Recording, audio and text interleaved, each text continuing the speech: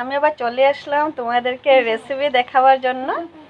আজকে আমি বানিয়েছি পাবদা মাছ বানিয়েছি শস্য দিয়ে চচ্চড়ি। দেখে নাও, আজকে সানডে তো তাই অল্প স্পেশাল।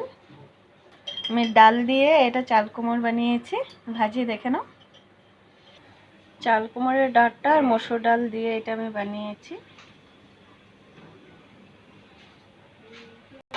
তোমরা এখানে দেখে নাও আর একটা রেসিপি, সাজনা আলু টমেটো আর ভাত কেরেলা দিয়ে রৌ মাছ বানিয়েছি, পাতলা ঝোল।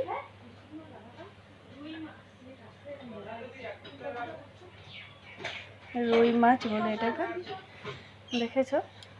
আজকে সানডে তো তাই স্পেশাল। আর এখানে দেখে নাও আমি কাঁঠাল বানিয়েছি, আজকে আমি আলু দিইনি, কষা বানিয়েছি। কারণ এতগুলি রেসিপি হয়েছে তাই আমি কাঁঠালটাতে আজকে জল দিইনি, হালকা জল দিয়ে কষা করেছি।